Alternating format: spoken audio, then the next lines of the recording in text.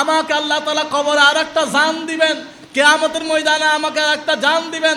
খোদা কি কসম করো কিয়া জাহান কি, আল্লাহ তাআলা যদি আমাকে 1 কোটিটা জান দেন, আমি 1 কোটিটা এর চাইতে কঠিন নির্যাতন সহ্য করে করে আমি আল্লাহ তাআলার শাহাদাত বাক্য পাঠ করব, আল্লাহু আকবার বলে আমি স্লোগান দিব, জোরে বলি সুবহানাল্লাহ। ইসলাম এত সহজে প্রতিষ্ঠিত হয় নাই। ইসলাম প্রতিষ্ঠিত হওয়ার জন্য অনেক রক্তের প্রয়োজন হয়েছে, অনেক ইজ্জতের প্রয়োজন হয়েছে।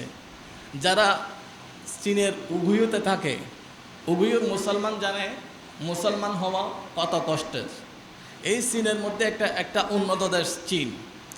এই উগুইয়ের মধ্যে শুধু তারা তাদের নাগরিক, দেশের নাগরিক, তাদের ন্যাশনালিটি আছে। এরপরেও উগুইয়ের মুসলমানদেরকে শুধু নির্যাতন করে, তারা মুসলমান এই কারণে। কোনো জাতীয় সংঘের কোনো বিবৃতি চীনের উগুইয়ের মুসলমানদেরকে নিয়ে নাই। তারা জানে দাড়ি রাখা, রোজা রাখা, নামাজ পড়া এটা কত কষ্টের। কারণ নামাজ পড়তে গেলে, দাড়ি রাখতে গেলে সেখানে কি আছে, বাধা আছে। আমরা তো ইসলামের জন্য কে কি করলাম, কিন্তু ইসলামের ইতিহাসে শুধু এই কালেমাটাকে রক্ষা করার জন্য, এই নামাজটাকে প্রতিষ্ঠিত করার জন্য এক মহিয়সী নারী যার নাম সুমাইয়া, ইনাকে নির্যাতন করতে করতে করতে করতে করতে একেবারে নির্যাতনের শেষ সীমা অতিক্রম করলো। এমনকি ওনার লজ্জাস্থান দিয়ে একটা কাটা গাছ ঢুকিয়ে দিল, এমনভাবে নির্যাতন করলো হযরত সুমাইয়াকে, উত্তপ্ত বালির মধ্যে রাখলো। সুমাইয়ার কোনো অপরাধ ছিল না, চুল ছিল না, কোনো কারো 1 টাকা আত্মসাৎ করে নাই। অপরাধটা কি?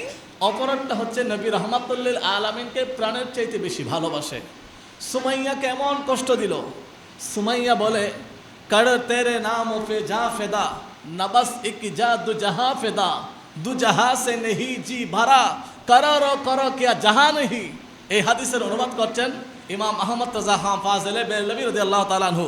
বলেন, এ আবু লাহাব, আবু জাহাল, উতবা, শাইবা, করো তেরে নাম পে যা ফেদা, আমার একটা জান আছে, একটা জানকে তুমি কষ্ট দিয়ে আমাকে কষ্ট দিচ্ছ, নির্যাতন করছো।